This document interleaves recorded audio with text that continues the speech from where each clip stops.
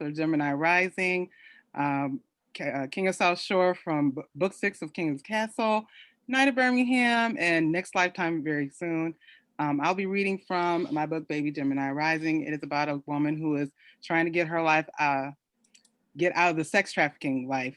And she comes about this man who she is working with. And I'm going to read a part where she finally gets to spend a little time with him. The drive is wet and pleasant as light rain falls at a steady pace.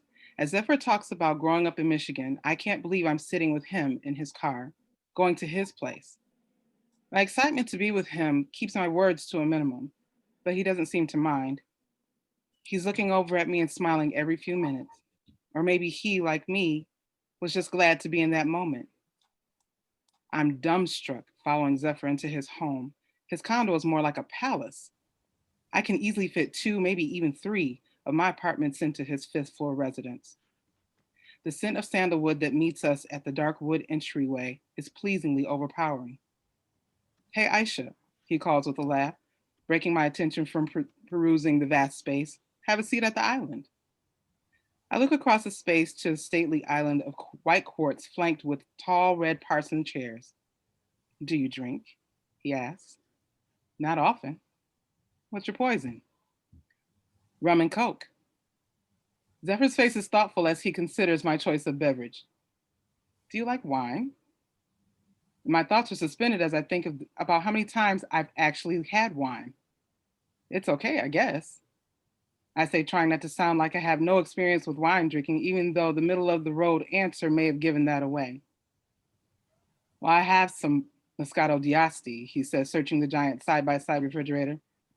That should be tasty with some smoked salmon and garlic butter green beans. Zephyr takes out two salmon fillets and fresh green beans and set them on an empty portion of the countertop to prepare for our dinner.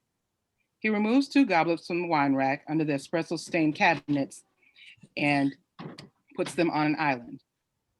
Pots and pans clang as Zephyr searches for the right equipment to prepare our meal while I move to the wall of windows that separates his condo from the gorgeous river below. Pulling open the sliding glass door, the sounds of the traffic rushing, the river whipping along the shore, the family and comforting scent of sandalwood wash over my tense body, and peace creates a home within me. The wind caresses my face, and I feel the love that abandoned me long ago. A dull ache wells up in my chest, making it hard to breathe. The lump in my throat that feels like the size of a fist grows, making it difficult to swallow as I reminisce on a time gone by. Trips to the ice cream parlor, weekend rides to the park, all day shopping trips to Fairlane Mall, or visits to the Detroit Zoo, cuddling and reading with Malik before bedtime. I miss the way my father would pick me up to get a hug from me. I miss Malik's big brown eyes and long lashes. His eyes were so beautiful and sparkly no matter if he was happy or sad. I miss my mother. Even though our relationship wasn't the best, I miss the picture window seat in my room where I would read all day if I weren't daydreaming or playing with Nina. I wonder where she is and how she's doing. In all of my wanting and wondering, I don't hear the clanging of the pots and pans stop. Gentle hands trace my waist and pull me back into Zephyr's warm body. I grab his hands and his hips gently rock us back and forth. Hey, he sings a whisper, his mellow timbre completing my serenity.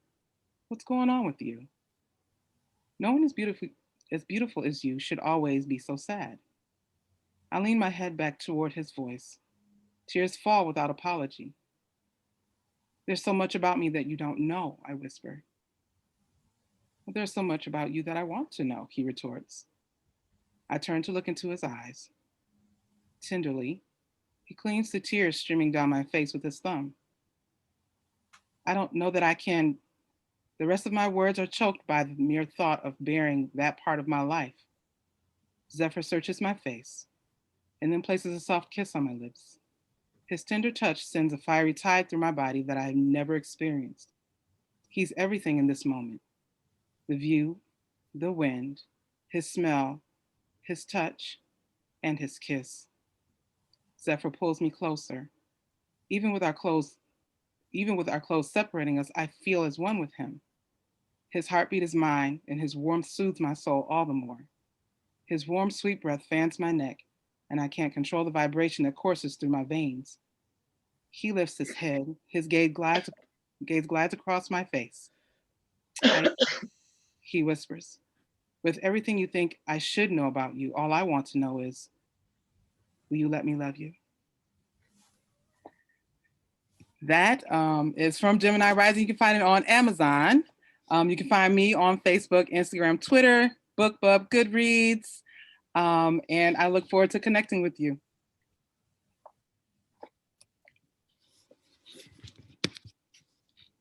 Will you let me love you? I like that. It was good ending. Good ending.